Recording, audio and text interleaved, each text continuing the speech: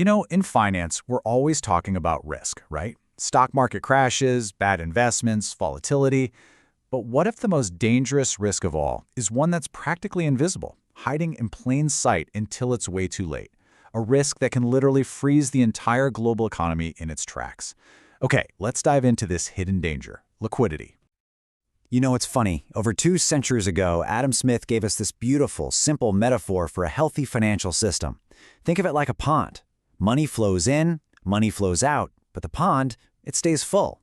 That's the ideal. That is the state of perfect liquidity. But what happens when that stream running in just suddenly dries up? To really get this, we have to become detectives for a minute. And our big case file? The 2008 global financial crisis. This was a mystery where the crime scene was the entire world economy. And the real question wasn't who did it, but what did it? What went so catastrophically wrong? What happened in 2008 was a classic rush to the exits, kind of like someone shouting fire in a packed theater. The big problem was all the exits vanished at the exact same moment. Now, let's focus on that phrase, correlation merged towards one. All that means is that everything, and I mean everything, started moving in the exact same direction, down. Investments that were supposed to be different, to balance each other out, stocks, bonds, real estate, suddenly they all got tangled up, dragging each other into this terrifying death spiral. And that brings us to the absolute heart of our investigation. The banks, the regulators, they all had these super sophisticated models, the smoke alarms of the financial system, right? So why did they all fail at the exact same time? Why was there zero warning before the entire building was engulfed in flames? To find that answer, we've got to look at the tools the detectives were using in the first place. So we're going to put the standard risk models themselves right under the microscope. Let's really see what was going on under the hood. And boom, this right here is the core of the problem. For decades, the standard financial models were built on this beautifully simple but deeply flawed assumption that market returns fit neatly into a perfect bell curve. This assumes that those catastrophic, off-the-charts events are just incredibly rare.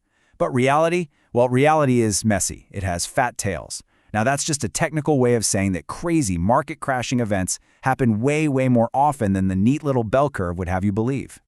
So, the main tool built on this flawed assumption was called value at risk, or just VaR.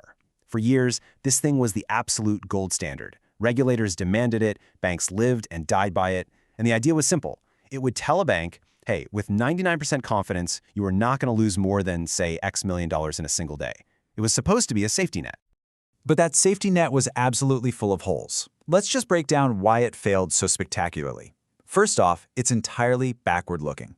It just assumes the future is going to look exactly like the past, which, as we know, is a terrible assumption when you're sailing into a brand new kind of storm.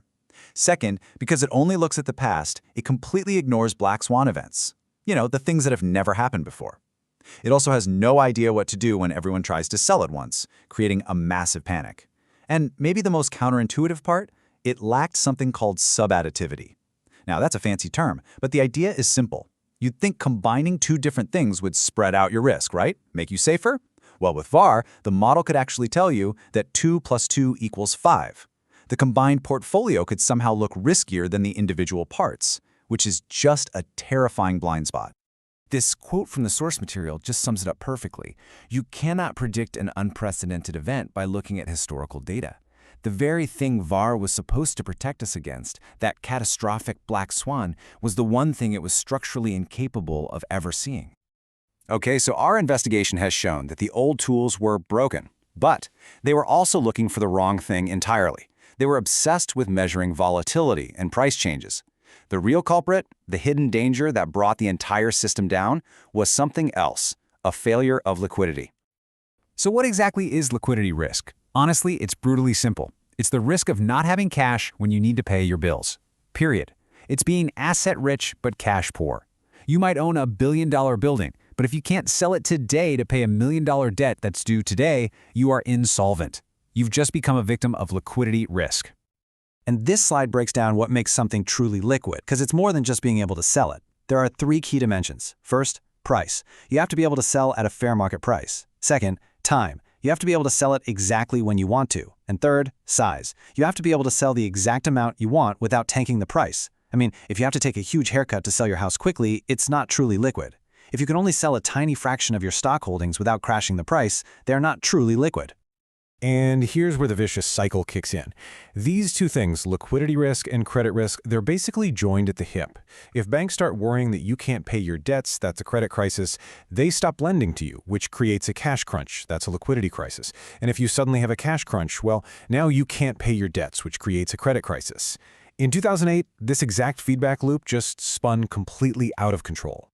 Okay, so the old models failed, the real danger was unmasked. The big question then became, how do we stop this from ever happening again? How do we build a better system, a better crystal ball? And this is the fundamental challenge, isn't it? If you finally accept that you just can't predict black swans by looking backward, you have to completely change your approach. You have to stop trying to predict the future and start preparing for the unimaginable. And this realization led to a massive philosophical shift in the industry. Pushed by regulators, the whole approach moved from prediction to preparation. Think of it like this. Instead of trying to predict if a storm's going to hit, you just build your house to withstand a Category 5 hurricane.